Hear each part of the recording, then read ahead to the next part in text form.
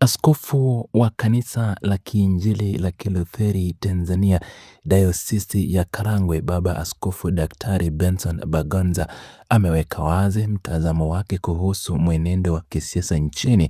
Akizungumza kupitia ukurasa wake wa mtandao wa Facebook, kiongozi huyo wa kiroho amefanya uchambuzi wa kina juu ya matukio yanayoendelea katika ulingo wa siasa, akionya mamlaka na vyombo husika dhidi ya hatua zinazochukuliwa dhidi ya wanasiasa wa upinzani, hususan viongozi wa Chama cha Demokrasia na Maendeleo.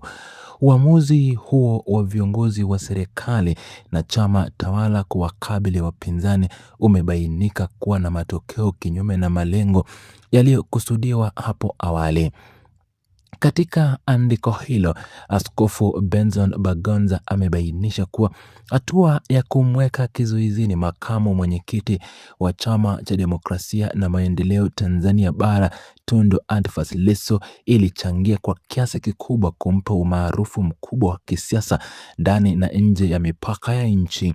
Kiongozi huyo amesisitiza kuwa kwa sasa mikakati inayotumika dhidi ya aliyekuwa mbunge wa Tarime Vijijini John Heche inazidi kumjenga mwanasiasa huyo na kumfanya afahamike zaidi miongoni mwa wananchi wa matabaka mbalimbali. Amefafanua kuwa harakati hizo zinazotekelezwa na maadui wake wa kisiasa zitapelekea wananchi kujitolea hadi kumjengea makasi, akitoa msemo unaosisitiza kuwa ni bora mtu kukosa nguvu kuliko kukosa akili na maarifa ya kuongoza jamii. Uchambuzi huo wa Askofu Benson Bagonza unakiisi hali halisi ya siasa za Tanzania, ambapo matukio ya ukandamizaji yanatajwa kuwa kichocheo kikubwa cha kuongeza nguvu na ushawishi kwa wanasiasa wa upinzani. Picha za makazi anayojenga John Heche zilizosambazwa kwenye mitandao ya kijamii zimeibua mijadala mipana, ambapo wananchi wengi wamehamasika kuanzisha michango ya kifedha ili kuunga mkono katika ujenzi huo kama ishara ya mshikamano. Hali hiyo inaonyesha wazi jinsi mikakati ya kudhoofisha mwanasiasa huyo inavyogonga mwamba na badala yake inaanza matokeo chanya kwa upande wake na chama chake.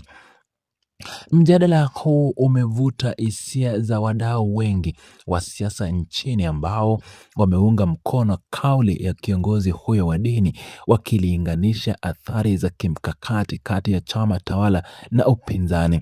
Baadhi ya maoni ya wananchi yameenda mbali zaidi kwa kulinganisha ugumu wa mioyo ya watawala na mifano ya kihistoria ya kiroho, wakiamini kuwa hatua hizo ngumu zinasimamiwa na nguvu kubwa ili kudhihirisha haki mwishoni.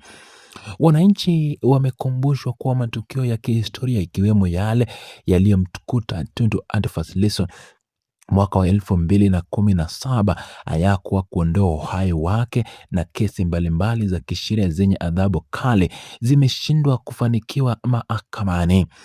Ushawishi wa John Heche kwa sasa unaonekana kukubalika na Watanzania wengi kutokana na misimamo anayoisimamia, hali inayopelekea baadhi ya watu kuomba mawasiliano yake ili kumtumia msaada ya kifedha kila siku kwa ajili ya mahitaji madogo. Kiongozi huyo wa kanisa amekuwa akishauri mara kwa mara na waumini wake kutumia maarifa makubwa aliyonayo ndani ya mifumo ya kiserikali ili kuleta mageuzi, ingawa amekuwa akishikilia nafasi yake ya kiroho na kutoa mwongozo wa kijamii kutokea madhabahuni. Kuongezeka kwa hamasa ya michango ya kifedha kutoka kwa wananchi kunatajwa kuwa jibu la moja kwa moja dhidi ya tuhuma zinazoelekezwa kwa kiongozi huyo na viongozi wengine wa upinzani. Uchambuzi wa kihistoria unaonyesha kuwa makosa ya kimkakati yanayofanywa na viongozi wa utawala yamekuwa yakijirudia tangu kuanzishwa kwa mfumo wa vyama vingi nchini Tanzania. Katika uchaguzi mkuu wa mwaka 1995, mgombea wa chama cha RCCR Mageuzi Agostino Lyatonga Mrema alitikiza nchi nzima baada ya wananchi kuonyesha mahaba makubwa kwa kusukuma gari lake na kumbea mabegani, hatua iliyozua hofu kubwa ndani ya Chama cha Mapinduzi. Hali inayojitokeza kwa sasa kwa John Heche inafananishwa na ushindi mkubwa wa klabu ya michezo nchini, ambapo uwepo wake unatajwa kuikera mamlaka kuu kuliko inavyoweza kudhaniwa. Wadau na masuala Wadau wa masuala ya utawala bora wanasisitiza kuwa kabla ya kuchukua hatua za kisasa na kisiasa dhidi ya upinzani, panahitajika umakini wa hali ya juu na tathmini ya kina kuhusu faida na hasara za maamuzi hayo. Wananchi wanashauri watawala kujifunza kutoka kwa mataifa yaliyoendelea yanayotumia akili na maarifa katika kuendesha mifumo yao badala ya kutegemea nguvu pekee. Inashangaza kuona nchi ikiwa na utajiri mkubwa wa rasilimali kama dhahabu, gesi halisi, makaa ya mawe, almasi, tanzanite, safiri, chuma, bahari, maziwa makuu na ardhi yenye rutuba, misitu na mbuga kubwa za wanyama, lakini bado inaendelea kutegemea misaada kutoka na upungufu wa matumizi ya akili katika uongozi. Mtazamo wa wananchi wengi unaonyesha kuwa hatua za kisheria na zuio mbalimbali zinazochukuliwa muda mrefu mahakamani hazisaidii kutatua changamoto za kisiasa, bali zinazidi kuwajenga viongozi kama Tundu Lissu na John Heche kuwa alama kuu ya siasa za Tanzania. Hoja kuu inayopigiwa mstari na wadau si swala la umaarufu pekee, bali ni hitaji la haki na utawala wa sheria, ambapo makosa yanapaswa kufuata utaratibu wa wazi na kisheria mahakamani bila unyanyasaji wa kisiasa. Wananchi wameweka wazi kuwa ukimya mbele ya ukiukwaji wa sheria ni kosa kubwa, na nchi haiwezi kujengwa kwa misingi ya uoga na vitisho dhidi ya wakosoaji.